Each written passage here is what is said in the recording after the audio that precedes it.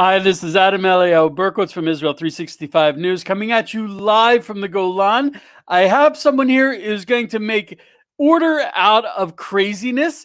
I have a dear friend, Jonathan Feldstein. He's a huge inspiration to me. He's a guy who does everything. He knows everything there is about connecting Jews and Christians, about nonprofit. And here he is today to make order out of the craziness that is the upcoming Israeli election. That's going to be, I believe, next Tuesday. We're supposed to head out to vote again. Again for the fourth time in 2 years, which is kind of hard to believe. And guess where I'm going to be on election day? Where are you going to be? I'm going to be working in a poll. Get this. Everybody ready for this? Not just any poll. I'm going to be working in a polling station for corona patients. I'm going to be dressed up from head to foot in gear, in a whole hazmat suit, in order to give the democratic process to everyone, including those corona patients in hospitals and in hotels that do not have access to the general public polling stations. Mm-hmm. So I'm going to be working in one of these special polling stations. Is that cool or what? That's very cool. So, and I'm going to be working in the polling station on Mars for all the for all of the robots who want to vote. Just to give you an idea of how crazy it is, there are 36 parties running for the 24th Knesset. In order to get in, you need a minimum of 3.25% of the vote, which will give you 3 seats. Most of them will not get that. But that's always the question. You can vote for a party and the party will not even get in. So it's not at all like the American two-party system. And of course, we have 120 seats in the Knesset. And in order to become prime minister, you need to form a coalition, meaning getting enough Jews to agree with you, which is kind of crazy, or a few Arabs, and to get a majority of 61 seats. And that's basically the way it works. So you have this enormous craziness. You didn't mention the leftover votes. Not voted in Israel. There are agreements between parties. Oh, the leftover that when votes. there are leftover votes, like you have a certain amount of votes in order to get that seat. Now, if there's extra ones that are left over, they already make before the election agreements between different parties to share those votes between different parties. So it's fun, lots of fun. Right, and also another bit of craziness that if you happen to suddenly drop from America into Israel on election day, after the last craziness in America for their election, there was a lot of talk in America of going back to paper ballots. Well, that's what we have here in Israel, our paper ballots. And you know something? I wonder, it might be better. We don't have mail-in. We don't have early elections. It's you show up, you put your little piece of paper in an envelope, seal it, and drop it in a box. And that's the way it works. And there are boxes all over the country. There is some election fraud. There are cameras, there's security. You have to have ID in Israel. And there's no absentee ballots. So if you're outside the country, you cannot vote unless you're on official business over there, if you're a diplomat or if you're a soldier. And by the way, all the soldiers also have in their bases polling stations, so they can go and they can vote as well. And if I'm not mistaken, prisoners also vote in Israel. Is that correct? Prisoners vote in their prisons. Prisoners vote, and you can travel free by bus or rail to wherever you need to vote. There's a big imperative to vote, and everyone can get the day off. It's so and a very large percentage of the population takes advantage of that. So it's an amazing thing. And we have a lot of people voting. And I think also, I don't know, for me personally, it's not one or the other. So I kind of feel like I can identify more with who I'm voting for. But that's a personal thing. So it gives me a lot more reason to vote. So yeah, Jonathan wrote up something about the upcoming election. He said that there are going to be a lot of factors. Now, there's a lot of parties, so I don't want to go into them until they come up. Basically, the reason why we're going to election again is if the coalition falls apart, if someone says we're leaving the coalition and they leave the coalition with less than a majority, less than 61 seats, then you have to go to elections again. And this time the government fell apart. There was a unity government formed by two opposing parties, Benjamin Netanyahu and Benny Gantz, and they failed to agree about the budget, so they fell apart. So one of the things that Jonathan, you said that was interesting characteristic of this election is you were talking about a challenge from the right wing. Sure. Well, that's something I'm not sure you could have in America, where Netanyahu, his big challenge does not come from the opposition, because the left wing, which dominated Israeli politics for 40 years until Menachem Begin became prime minister, Right. they were there. And now all of a sudden they are literally the parties that were the major parties for the first 40 years of Israel are gone. Meretz is, I think maybe they'll get 3 seats, maybe. The Labor Party is gone. All these left-wing parties are no longer. And Netanyahu's biggest challenge actually comes from the right, which is funny because most people think Netanyahu is a hardcore right-wing hawkish guy. And whenever I hear that, I kind of smirk. So, Jonathan, could you tell me a little bit about this challenge from the right? It's a fascinating aspect of this election. Before he answered that question, Jonathan, explain to our listeners what the right is, because right means something very different in Israel than it does in the United States and other places in the world. Excellent point. Well, so I'm glad you mentioned that, because the first thing is we can discuss this. The parties that tend to go into a right-wing government are frequently the ultra-Orthodox parties, which I personally don't think are right-wing at all. They're religiously conservative, but for all of the history of the state, the ultra-Orthodox parties have swayed back and forth and joined coalitions on the right and on the left. So I don't consider that, and it's a great point that you made, Josh, because typically religious parties or religious orientation, from an American perspective, one thinks of evangelical Christians and the right wing Republican Party. That's not the case here. Here, there are many different reasons for it. We do have people who are right of center politically. That typically means conservative social and economic views. I think that probably there are gray areas in there. And certainly it defines who we are vis-a-vis our neighbors. I think one of the reasons that the left has all but imploded for the last generation is the fact that in concert with the last generation, we've seen the failure of Oslo.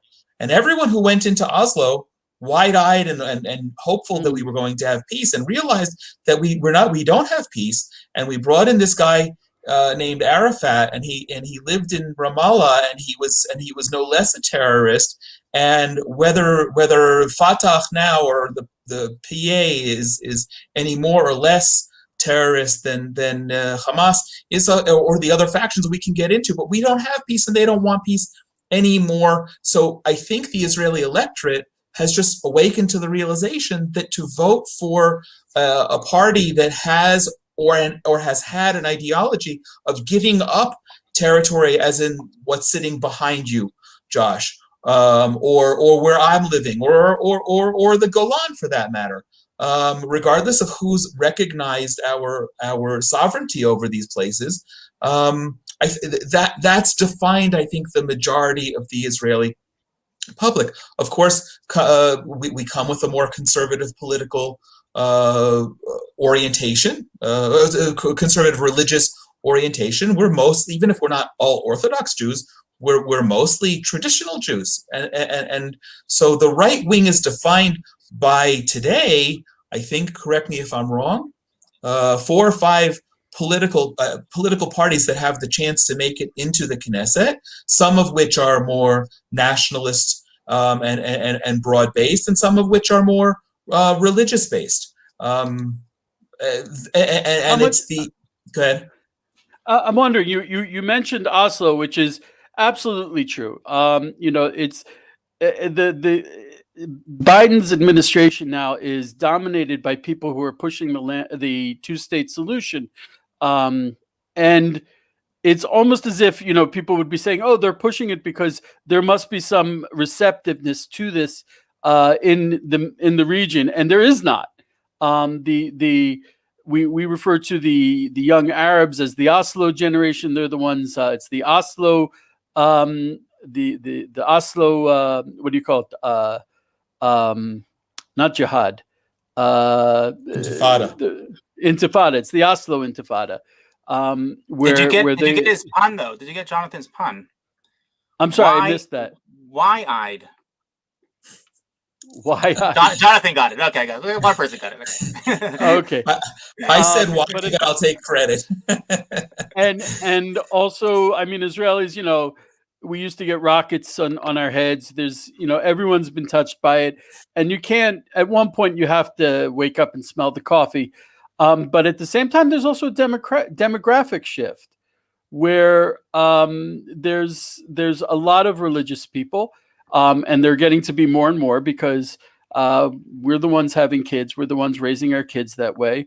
Whereas I think, especially in Europe, religion is fading out. So I think that is also contributing to the shift to the right in Israel, I think. My point that I was trying to make about right was there's a lot of policies that are discussed in American politics about the right that don't even come up here. I mean, when you talk about, for example, gun control. No, people don't speak about gun control in politics here. People don't talk about abortion rights generally. It's an issue, but it's not an issue of national importance here that makes and breaks parties. These are major issues in the States, but they're just not talked about as far as right and left here. Here, right and left is defined, I think, by what your position is on the Israeli-Palestinian process, and that's it. I mean, there are all sorts of other things, and there are smaller. I think that is the main issue that is discussed, and what defines whether a person is right wing or left wing. For example, you can have an Avigdor Lieberman. Let's put him up over here. We can have an Avigdor Lieberman who clearly is at least he claims to be anti-religious. Let's put it that way. Even though he has religious kids, and he himself is somewhat right wing when it comes to the Palestinian process. I mean, he has a little bit of a crazy idea of how to create this process, but he has this whole transfer of different territories. But either way, he is a right wing. In fact, and one of the most amazing things I find is the fact that 4 of the leaders of the major parties today, which include Naftali Bennett and Avigdor Lieberman and Gideon Sa'ar, and who's the 4th one? Bibi. Well, Netanyahu. The right wing? Yes. Smotrich? Not Smotrich. I'm blanking right on it, but 4 of the leaders of the parties were all they all worked for Bibi Netanyahu. We have Bibi Netanyahu, who is the prime minister for the longest in Israeli history, and 4 of the leaders of the major parties are all people that were his chief of staff that worked in one way or one form or another for Bibi Netanyahu. So it's a fascinating makeup. I'm sorry to interrupt your question, Elio. Jonathan, go ahead. So let me ask a slightly different question. Actually, that should have been the precursor. When you say that Bibi is being challenged from the right, most people think that Bibi Netanyahu is right-wing. Why is he not considered right-wing? Oh, first of all, I wouldn't say, I don't know that anyone short of political rhetoric is saying that Bibi Netanyahu is not right-wing. He is probably, his father certainly was. He follows the more or less the ideology of Jabotinsky. What has he become in the last generation? I don't know. I don't know that anyone knows, right? He's subject to many masters, including his wife, and coalition partners, and various international factors. So I would never say that he's not right-wing, but I think, Josh, as you correctly pointed out, that there's a large number of people who are heading the parties that create, by and large, the biggest numerical challenge, short of Yair Lapid, to Bibi being able to form a coalition simply among right-wing parties, because he's discarded so many people who were once his close allies. And so therefore, you have Naftali Bennett, who was close and who broke from Bibi years ago. You have Gideon Sa'ar, who has challenged Bibi from within the Likud party, and only in December broke away formally and created his own party.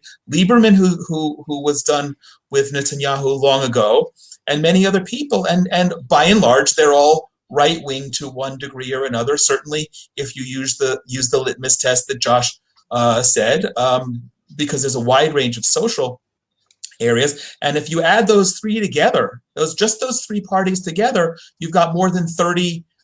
Polling now, you've got more than 30 seats. That's bigger than Likud is polling altogether on its own. And those are all. I mean, there's a question as to how much right wing any one of them may be or would be as prime minister, and it's a function of their coalition. But they're all waving a right wing flag. There's no question about that. They definitely all claim to be right wing. I would argue that none of them are actually right wing today, and that we have actually lost the entire right wing of our country today. I have not found a party which that I would consider to be really right wing. I mean, when I speaking about right wing, I'm speaking about completely idealistic and not willing to compromise these ideals for anything. And that there were people like that in the past. I was fortunate enough to work for some of them. I worked formerly in the Knesset for Minister Rehbam Ze'evi, known as Gandhi, Hashem Yikom Damo, and there were others that were definitely idealistic, and they were people that were not willing to budge. There are other people that claim to be right-wing hawks, including we see the another break off of the Likud party, which is the Sharon Kadima party. Correct. And we see that he was known as a right-wing hawk, although his origins were definitely not right-wing. He came back from a kibbutz origin. But he definitely changed very, very drastically in his last years, and included the whole disengagement from Gaza and basically throwing thousands of Jews out of their homes, which was a complete disaster and completely against all of the ideals that any right-wing individual would ever consider doing.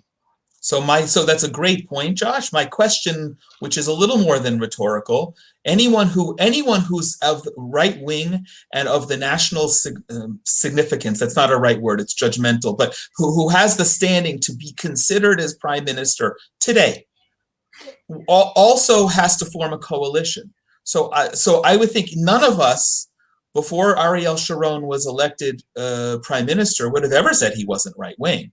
But he pivoted in those last years and did some things that had horrible impact for the state, despite his tremendous history before. And he was famous for the saying, what I think this was when he was prime minister, what you see from here is not what you see from there. Is that a justification? I don't know. But years ago, I wrote an article when Obama was new, and it was my sort of open letter to Barack Obama, was leave Bibi alone. Because unlike you're president for 4 years. No one's going to challenge your presidency, and you don't have to worry about people stabbing you in the back from everywhere. But Bibi has to keep his coalition together and people within his party together. And for the foreseeable future, any prime minister that we have will have that same consequence. I'd love it if we had one party that got 63 votes and could just form a coalition and govern according to a platform that we all understood was clear, and not have to worry about what coalition agreements that conflict. Well, just to clarify that this is something that most of our listeners, again, probably are not familiar with, and I think this is one of the big flaws that we have. We have a number of flaws that we're still working on. We're a new fledgling state, and we still have a lot of things that we have to correct. But one of those major flaws that we have is the fact that the prime minister, unlike in the United States, where the president cannot be charged during his presidency The prime minister can be charged and is charged basically every week. There are these charges that are brought against him, and he has to, besides running the country and keeping his coalition together, he also has to fight off all of these charges that are coming his way, and often they're not even there's no merit to them whatsoever. Correct. Good point. Yeah, I'm wondering, now you got me thinking, that one of the reasons that, that's always, that's my way of saying, hold my beer, I'm about to do something really interesting. I'm wondering if maybe, I mean, Bibi plays an amazing waiting game, but maybe what happened under Trump was really that generated the challenge from the right against Bibi. Why?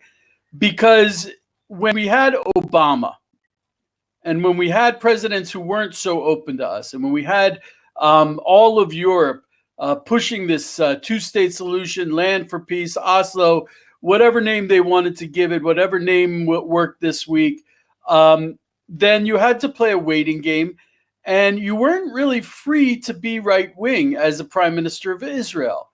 Under Trump, it was like, you know, Bibi could have shown up at the White House with a shopping list and been given everything, and basically he was. Yes. And now the right wing is saying, what a wasted opportunity.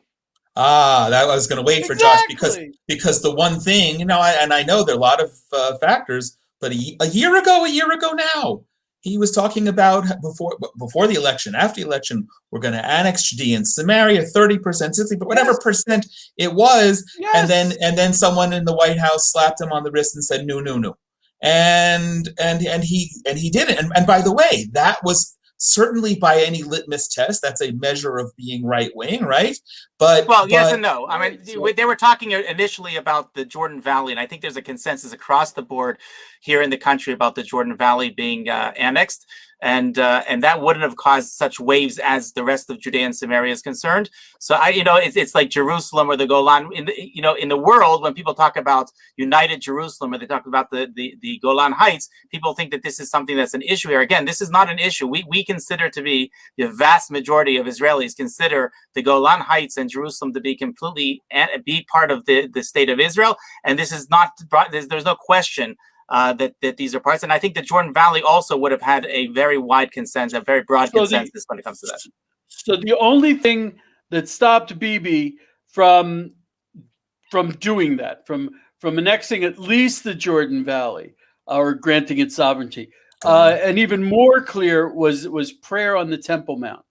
Eliyahu, I'm going to interrupt you again because we like throwing out these terms, and I know trying to look at it from a perspective of an American or someone that's outside of the U.S., outside of Israel, looking inside here, you just use two terms which mean something very different, and one is annexation and the other is sovereignty. And for somebody that is nationalistic and somebody who understands and is biblical, let's say is biblical, they understand that the land of Israel belongs to the Jewish people. And it's not a question of international law. It's not a question of annexation. Whether we go through the process of annexation or not is irrelevant, because we are sovereign here in our land because God gave it to us. And therefore, I wouldn't say that those are the same, but you just threw out both terms. I just wanted to to clarify what those two terms meant. That's a great point. Unfortunately, all the terms go up into my head, get mixed around. I shake it up, and this is what falls out. But my point you have the opportunity for Josh to clarify. I'm sorry, I'm breaking up. My point that I was trying to make was, can you hear me? Yes, we hear you fine. Okay, my point was going to be that the challenge from the right to Netanyahu in this election, I think, might have been caused by the fact that the right wing is, we could always say, oh, Bibi, if you had a receptive American government, a receptive European government that would allow it, then, oh, yeah, we understand that you would really want to annex the Jordan Valley. You would really want to be right wing in that way. But what we saw was he had that receptive American government. And the Europeans were on some level willing to step back a wee bit and he still wouldn't do it. That when really he showed his true colors, that when he had the opportunity, he wasn't really right wing. He wasn't on the same page as us. And I think that's why he's now the challenge from the right wing is really getting much more support than it would have before, because he showed his hand. His hand was that he's not as right wing as people would like. Well, So I think that's where we're holding now. Why he's getting. There's an element of what you're saying that's true, of course, and the fact that there's a limit to how many times somebody can campaign on something and not do it. And he Right. so and by the way, I can completely make the case. I'm not so sure how much it's that he's right wing or not right wing that he didn't do it. I think he got extreme pressure to establish peace with the UAE and these other countries, and saw that, and that was the carrot and the stick, and he was prepared to sacrifice applying sovereignty to Judea and Samaria and the Jordan Valley and wherever else in order to get peace. And that was maybe more of a political calculation than a ideological. But to Josh's point earlier, I don't know if there's a politician today in the Knesset who would stand up and make a straight ideological to hell with all the rest of the consequences. I'm going to do what I believe is right, and then we'll figure out the rest. I don't know. One of the former members of Knesset who has been banned, his name was Rabbi Meir Kahana. And before the Knesset, before you were able to announce your candidacy as a party in the Knesset, you're obligated to submit a platform of what your party believes in. And when he was asked to submit his party platform, he went into the Knesset in front of the Board of Judges, and he put down a Tanakh, a Jewish Bible, and he said, "This is my platform." Of course, they didn't accept that, and he was required to put it. But that does say something about the party. That somebody that's willing to say that when it comes to somebody who's truly idealistic and believes that these are God-given rights, these are divine laws, there's no compromise when it comes to divinity, right? God doesn't compromise. Politicians like to compromise. That's what politicians do. But here in Israel, again, we have to clarify that we don't have a separation of church and state like there is in the U.S., and therefore religion takes a very, very prominent role in elections here in Israel. And when you're talking about things like Jewish law, so these are not things that easily can be compromised by somebody who's truly religious and truly idealistic. Well said. Even though, who was it? One of you said that the religious is right wing. That's also not such a simple the statement. opposite. No. The opposite. Right. So they're not necessarily. They may be. But that the religious parties are, I would never identify an ultra-Orthodox party as right wing.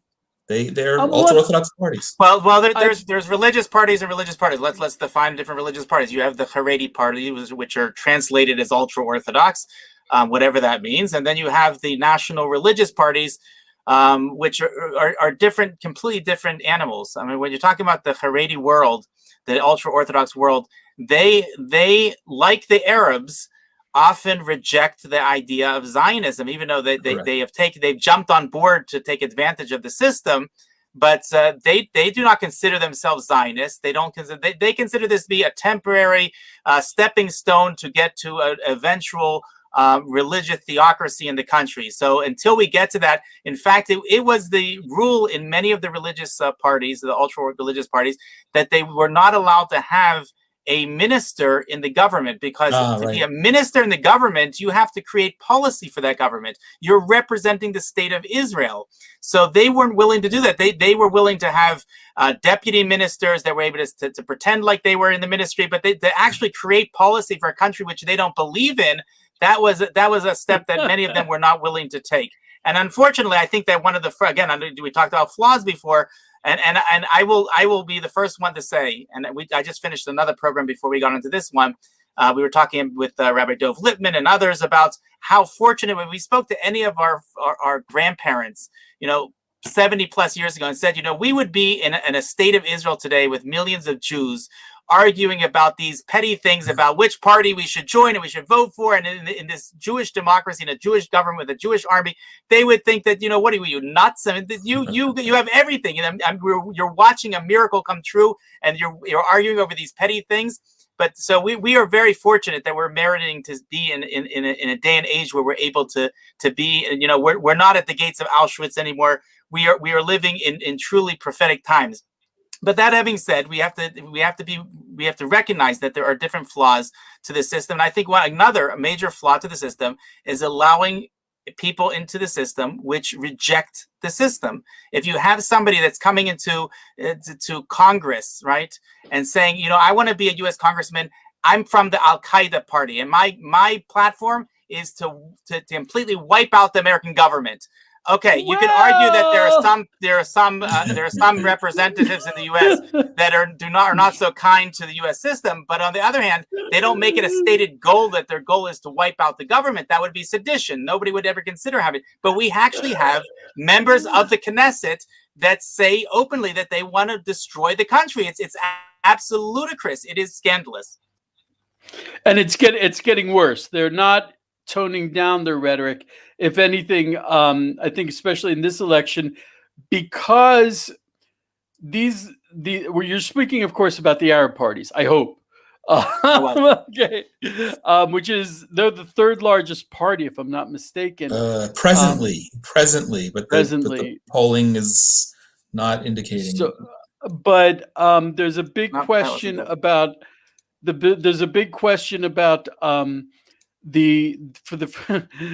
Mahmoud Abbas is what, like the 17th year of a 4-year term, something like that. Yeah. They don't have elections, and the reason they don't have elections is Oslo set up the Palestinian Authority as an actual independent government, or at least was set it up in stages. So the Palestinians who do not live inside the 67 borders, I personally have problems with that, but I'm not going to go into it in depth. The Arabs who live inside these borders and are Israeli citizens, oh, please don't ruin my day. They are supposed to, they're citizens of the Palestinian Authority, should be voting in their elections.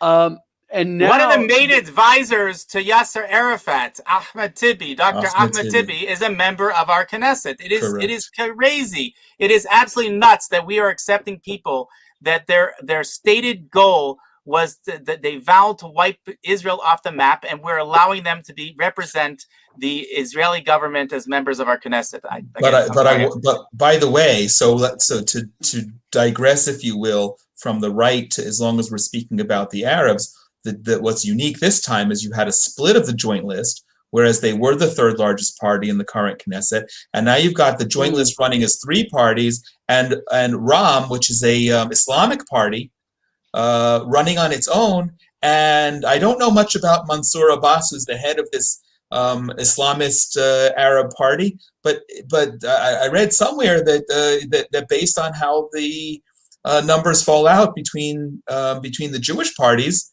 or the national parties, that he might become the kingmaker, because if he brings four votes, and whether he backs a government from outside or seeks to be a minister or deputy minister or something else, we're going to have I think we've already crossed the red line that Israelis are speaking about that, but there's a possibility that you have active Arab support to create what might be a largely right-wing government will be extraordinary. I'm not saying if it's good or bad. I just think it's fascinating that this year the vote could hinge on one man who splintered off and created his own Arab party and could get 4 or 5 votes. I don't think that's ever happened, that people on the right have sat with the Arab parties before. Arab parties have never sat in the government formally. Never, ever. Even with the left wing? No. Nope. I know they usually form if there's a code. Really, I didn't know that. There were Arab members of any number of parties, including Likud, Druze and Arab. Sure. But we've had I think there was one recent Drew's Minister of Communications, Ayub Kara, I think. Ayub Kara. Right, but there's never been an Arab party that's part of the coalition.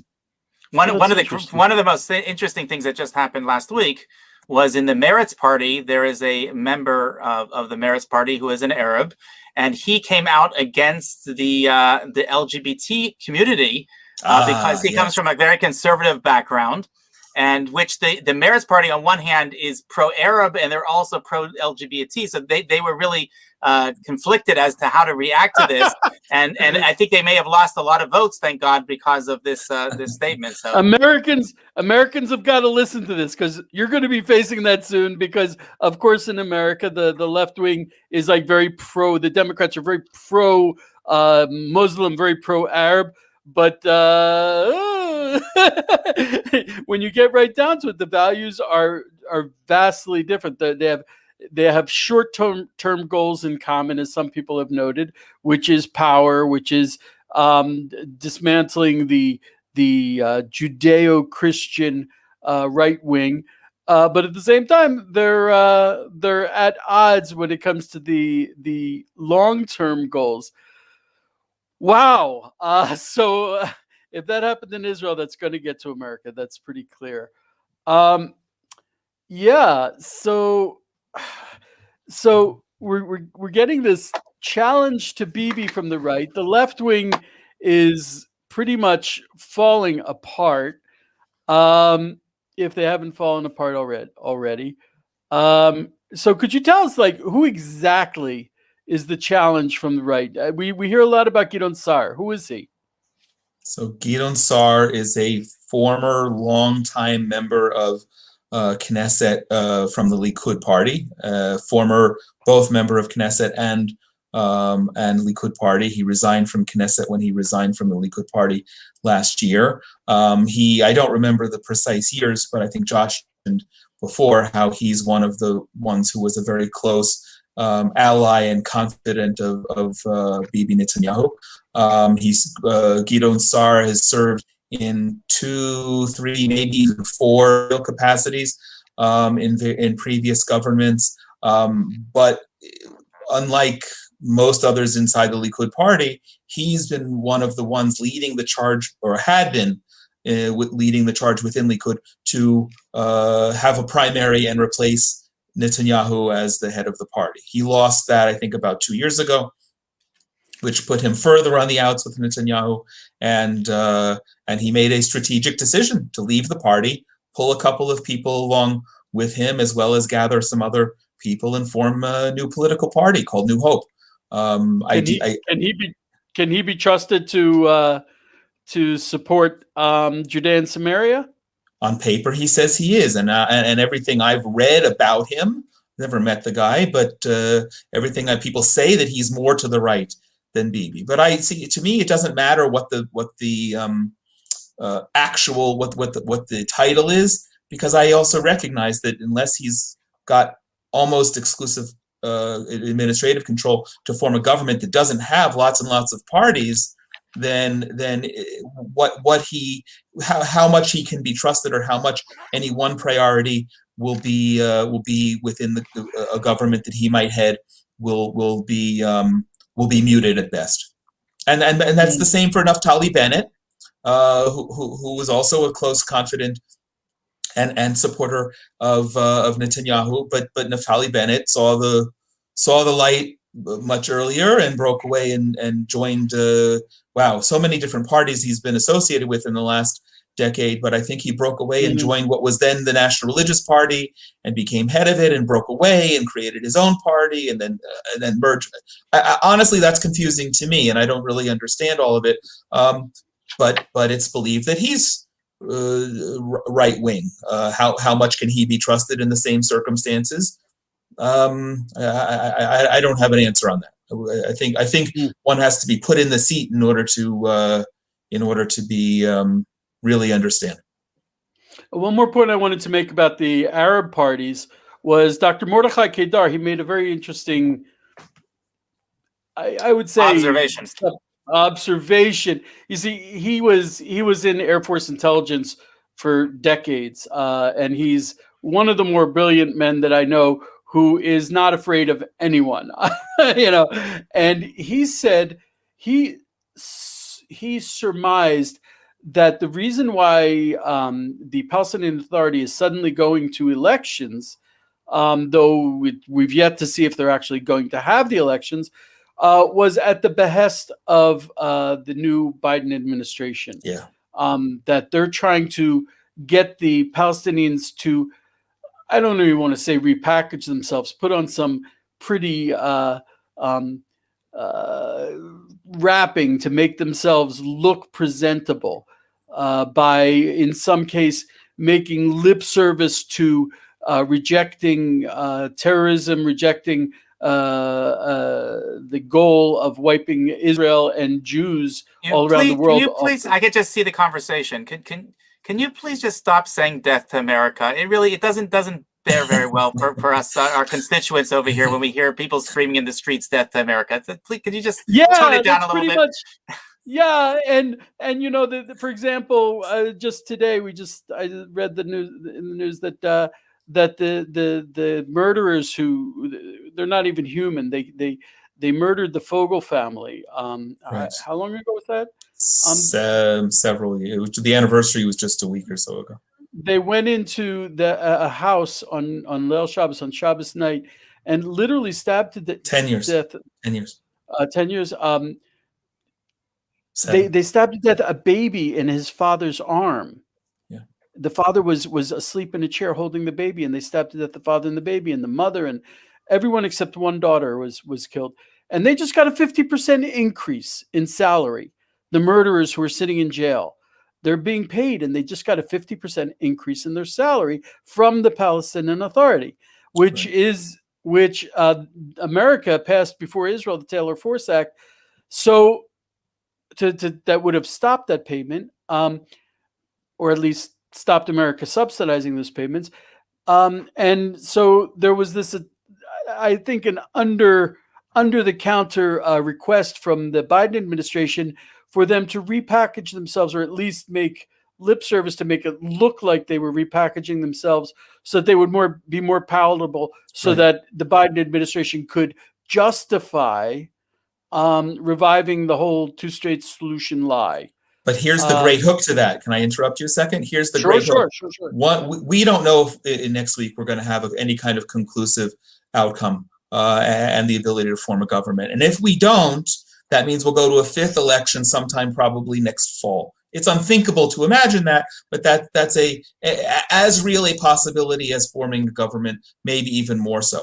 What's fascinating is, if there are, in fact, elections in the Palestinian Authority in May for their parliament, and in the summer, I think, for their president, and I'm not sure why they separate those, the outcome of that election, which may be democratic in the sense of one person, one vote, but certainly isn't going to be favorable to the Biden administration's wanting to pasteurize or put whitewash over what's by and large a terror group, is going to impact our next election and have an opposite effect. Right. So that was exactly where I was going. Absolutely the case. Also, keep in mind that the reason why Hamas is ruling in Gaza is they were democratically elected. Yep. And there's a really strong indication, though polling is a dicey affair under the Palestinian Authority, there is a very strong indication that the Palestinian Authority itself, which is an offshoot of the PLO, which was a terrorist organization, that even they are not extreme enough for the average voter. Which was formed on top of my mountain in 1964 in what was called the Intercontinental Hotel. Today it's called the Seven Arches Hotel on the Mount of Olives in Jerusalem. So that was exactly the point. One of which was my birthday. That was exactly my point. And yeah, I'm glad you agree that I'm not totally off base here. Is that the politicians, even though they're sitting in the Knesset, they're very affected by by the other Palestinians who don't necessarily vote for them to go into the Knesset, but they are their people. They are in the Knesset not to advance Israel. They are in the Knesset to advance the the desires of the Palestinians who don't vote, the ones who are in Judea and Samaria, and even the ones in Gaza. So they would be very influenced by what those people want. So yeah, there is this link between the elections in the Palestinian Authority and the elections for the Arabs who are going to sit in the Knesset. One thing we haven't seen yet this election, we have a week to go, is that it's not uncommon for our neighbors in specifically in Gaza to start unleashing rockets or some other terror attacks right before the election, so their voice is heard somehow. That also doesn't serve their purpose, but that's very common. I wrote about that in my article as well. We still have a week to go, and I guess if they're feeling like they don't have a sufficient voice or their own campaigning, right? We campaign based on various democratic and religious principles. They campaign based on who can advocate killing more Jews. Yeah, it's such a strange mix. You know, I've kind of gotten used to it since I've been living here for a long time, but when I sit there and try to explain it to an American, an outsider, how Israeli politics works, that's when I start realizing how crazy it is. You know, it is a bit crazy. This one thing, and that's the price we pay for really being a democracy. You know, there are people who say, "Oh, Israel, the national law, whatever." It's not a real democracy. We are a real democracy, and we're coping with challenges that other democracies don't really have to cope with. One of them being that a large percentage of the population is not so happy with the fact that we exist. It's crazy. It's crazy. Don't we have that in the U.S.? I think in the U.S. they're getting there. When you have maybe, I don't know, maybe they're already there with the new administration. You can't tell.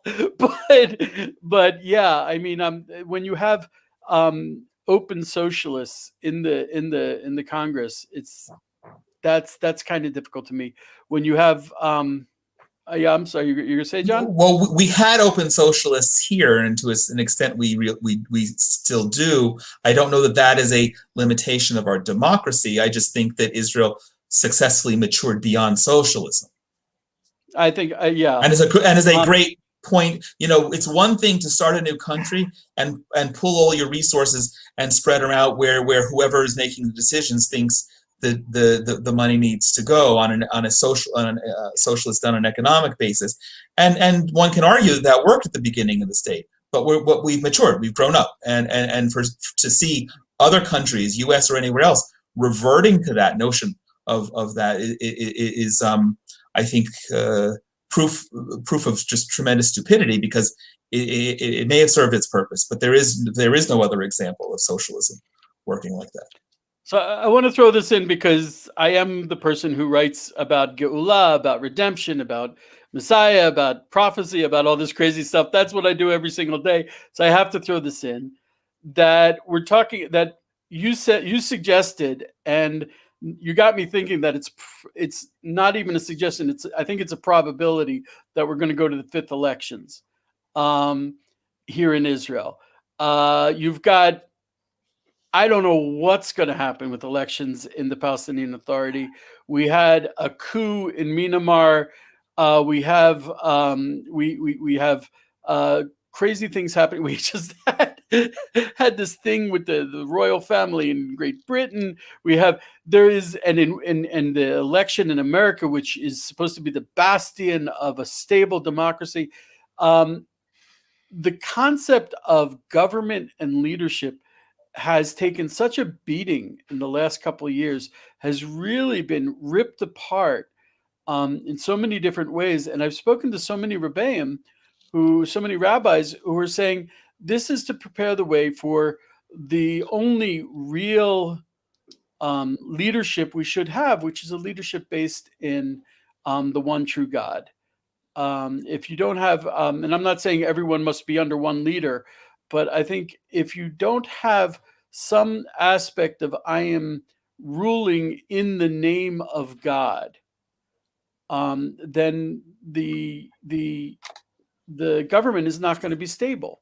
Even the European monarchies used to always have this absurd family tree tracing their line back to King David, because that was the only true legitimacy that they had. So I'm wondering if the fact that this is happening all over the world, the only stable government in the world right now is Vladimir Putin. God bless him. Bibi Netanyahu, by the way, the prime minister, also has a lineage. Two. How so? He's a Levite. True. Is he? True. He's from the tribe of Levi. Yes. So very few people know that. That's kind of very shushu. That's kind of hidden. He is a Levite. Yeah. So he is connected to the temple. So that's definitely in the temple service. But all of this is so that we're getting ready to fix all of the governments which have been messed up, and to bring back the real, or at least to have the governments based on the true kingship. And I think that's what we're looking at. This is well, who else would be able to make order out of this mess? That's the way I see it. I'm sorry, Josh, you wanted to add something? No, I wanted to say that Jonathan has an organization that can be seen online at genesis123.co, and it's something that everybody should go and check out. And we look forward to having more coverage of this election as it gets closer to the actual date. And are we going to have live coverage? I hope so. On that I was just going to ask. We did that, I think, for one of the elections. There have been a few. I don't know if it was the American election, the Israeli election. No, you did it for this one. You did it for one of the Israeli ones. Yeah. Okay, both, yeah. So hopefully we'll do that again. Since we do get a day off in theory, if there's enough interest, if there's something specifically you'd like to see or someone you'd like to hear, please make a comment. We'll be happy to accommodate. And insofar as Jonathan, you got to keep an eye on this guy. We had a saying uptown: "Don't watch me, watch my moves." Jonathan is one of the busiest people I know in amazing projects that are bringing Geula. And in addition to that, every time I turn around, I see a blog of his somewhere else writing. He writes, God bless him, a lot, very well, very informative. If I can find the link to the reason why we're getting together with Jonathan now is he wrote, I think, a beautiful explanation of this election that lays it out accurately and clearly for people who aren't familiar with the Israeli electoral system. The problem is if you familiar with the Israeli electoral system, then you're probably deeply confused because it is a confusing thing. So I think that's where we're going to end it here today. We should have Jonathan back for the live coverage on Election Day. We should, and if we do the live coverage, I would definitely like to have my friend Jonathan back. I'd like to have my friend Josh back. He keeps me in line. Who are you calling a friend? Okay. Did I forget to pay you this month? Okay.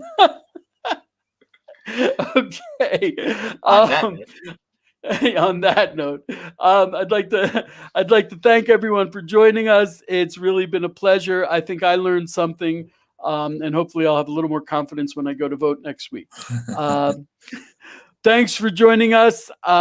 Be blessed. If you bless us, we have no choice. We have to bless you back. That's the directions on the box. That's the way it works. Thanks so much, and have an amazing day. That's better than having a no confidence vote. There you go.